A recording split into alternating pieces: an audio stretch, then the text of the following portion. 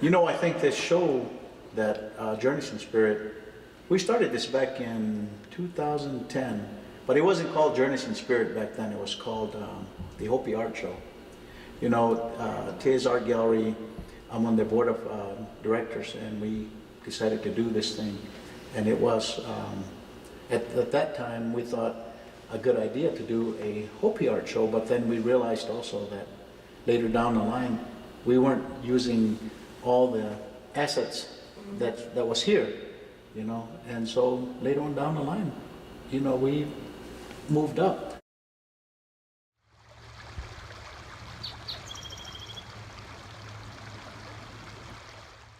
Well, my tribe is the Choctaw, and currently there's two separate tribes. There's the Mississippi Choctaw and the Oklahoma Choctaw, because when we faced our own Trail of Tears back in the 1800s, some of the Choctaw were able to stay.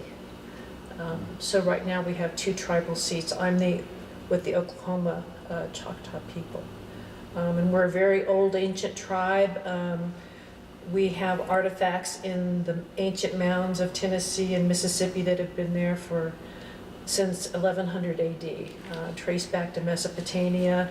A lot of our drawings and ancient symbols look like Aztec, even, you would think. This is a very common Choctaw design, and a lot of the ladies in their regalia, they'll wear something like this. And this was made by a Choctaw friend of mine. We have a lot of very talented beaders and artists in the Choctaw tribe.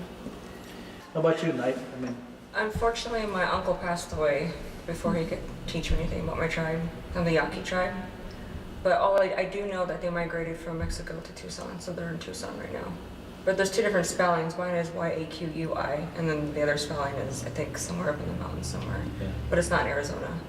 But I don't know anything much about it from that. You know, well, you guys both know that I'm from the Hopi tribe. Mm-hmm. And pretty much everything that I do is based on that. All my artwork is based on that, you know. Just the stuff that I've been taught. And I still do that, you know. I still stay connected the best way that I can, even though I live here. Mm-hmm. I go home quite a bit. And I think all of us that create our artwork, there's a reason why we do it the way we do it, you know, whether it's painting, jewelry, whatever, you know, there's always a story behind what we do, you know. And painting in symbols is a way of creating on the canvas and putting your own experiences into it. Yeah. And that's what I love about that way of painting, is being able to take your thoughts and your feelings and putting them in a symbolic, abstract manner. Yeah. And it becomes alive. Well, that's how I feel when I take pictures. Because actually I can draw as well, but I haven't brought any of my artwork to any of the shows because I'm just obsessed with taking pictures. Because what I like to do is the beauty that I see in my eyes, I want everyone else to see it. Because not everybody stops to look at this or look at that, so I like to take pictures so it's always captured. It's always forever remembered, because that spot might not look the same a few months from now. Like I took a picture when it was snowing over here not too long ago. It was on Highway 69, and the snow just looked gorgeous on the mountains, and the clouds were just, I mean, they were just beautiful, and I actually had some rays coming from the sun shining on the mountains. Not gonna do that again. It's only gonna be there for, you know, one time. So I want to take a picture of that, but that's how I show my art, just in my photography. I'm always telling people that come in that it's my way of educating non-native or non-Hopi who we are. Right. As I say it, right. If you get to know me, you'll see that I'm a good person too, you know, and that, you know, I said this before, where I think back in the days, if a family moved into a new neighborhood, the neighbors would bring over a pie and say, "Welcome to the neighborhood." That's just kind of my way of saying, you know, if we get to know each other, maybe there'll be less suspicion, but more friendliness, openness, you know. So right. when I do my paintings and people ask me, "What does this represent?" It's just kind of my way of teaching people who we are as Hopi anyway. But because it's something that you love, it's something that's inside of you. Right. A lot of people think when you take someone's picture, their spirit is in the picture. I see it the other way. my spirit, part of my spirit goes into the photographs to share with other people. That's how I see it. So it's just something that brings me alive. Like I've done so many crazy things with my photographs. Went to the Cayman Islands one time and actually hang off the mountain. I could have died because the wind was really strong then, but I was like, I gotta take that photo. I agree. That's really interesting because it's like your fingerprints are on what you see. It's like you leave a part of yourself Part of yourself, there. isn't that? Mm-hmm. Yeah, and it'll never be the same because if somebody else takes it, it just won't be the same. No, it can just be, Yeah. Someone else could try drawing the same thing you're doing. It's like, Someone else could try doing a sculpture that you do. It's not gonna be the same. Same with my photographs. You can take the same picture, but if that person's soul isn't into it, you can feel it. Right. Like a lot of people will comment on the wolf photograph, and then they say they can feel the wolf's soul in it, and I go, well, my soul was in it too, and it just radiates out of what we do because we love it so much. Right. It makes me think about how, we all, either we took classes or we grew up with it. But I think, in my opinion, see, that's one of the things that a lot of visitors, a lot of guests always ask me, when did you start learning to paint or learning to draw? And for me, growing up in the Hopi way, which is ceremonies, it's just kind of natural. I think all of us have that artistic ability to do things because we know the symbols, the colors, what they mean, and you guys are probably the same way. It's just somewhere in your blood. It's there to have that eye and that knack for it. So like when I was growing up, I started helping my father, and then when he would be painting, I would watch him, and then he would draw me a Katsina image, and then I would use color crayons to put them in, but he would tell me what each color meant and where it goes to, And then when he's done with his silver, we would take it up to Hubble's trading post. So he'd get his money, his paycheck, everything that he's got commissioned for. And then the guy would look at me and say, okay, Filmer, what do you have for me, And I show him my little sketch of a Kachina that was done with color crayons, and he'll give me 25 cents. And back then, 25 cents was enough to buy 2 comics and a soda and a bag of chips and an ice cream. 25 cents, and and comics was a big thing for me, Me too.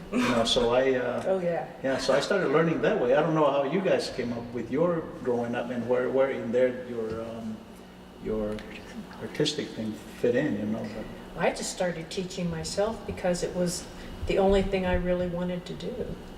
yeah, From my earliest memory, when I was really little, if I found an empty piece of paper, I would draw on it. And usually it was in a book, where they used to have the fly leaves, empty. And I would start drawing on that, and I just never could find anything else that was as interesting as creating, getting your feelings out on paper. See, art runs in my family. So my dad paints, my mom paints and draws, and my brother draws. And I love drawing, but then when I was about 16, because I was always around my aunt and uncle, my uncle used to love taking pictures.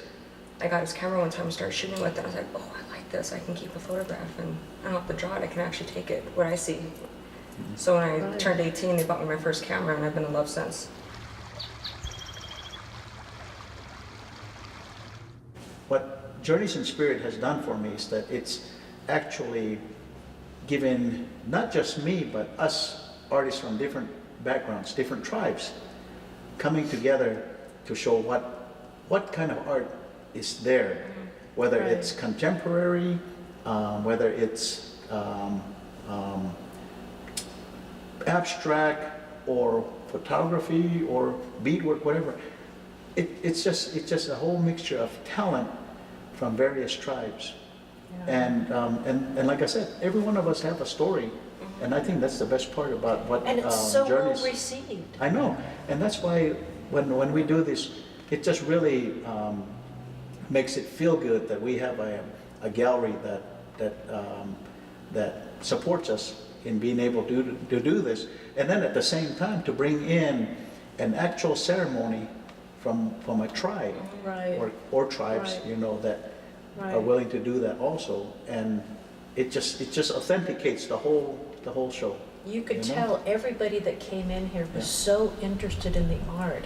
Yeah. And they were just going up to all the artists and asking them questions Yeah. about it and waiting for the ceremony to begin. I really felt like the whole community was just so Involved. embracing it. It makes me feel good about the fact that we can, from different tribes, come together and have a successful show. Last year, I think we had one of the biggest shows that it was so crowded in here, and even after the gallery was supposed to close, we still had people. It was in here, you know? fantastic. Oh yeah, it was And- crowded. And the addition of the dancers, Yeah. Yakima dancers. Everything that was involved in it was Beautiful. nothing but good feedback from everybody that Oh, came, yeah. you know. I mean, everybody that I thought, that came up to me and said, Phil, this is one of the best shows, you know, and I think that meant a lot coming from the public, telling us how the show's been. When the visitors come in, because then they're here watching our artwork, looking at them, and who knows, you know, asking questions about it. And that's the part I really like. I really enjoy explaining why I painted what I painted and why it's the way it is, you know. That's just kind of like the best part about it is just explaining it, why I painted it, you know. Me too. It just gives them, you know, an idea as to what it is.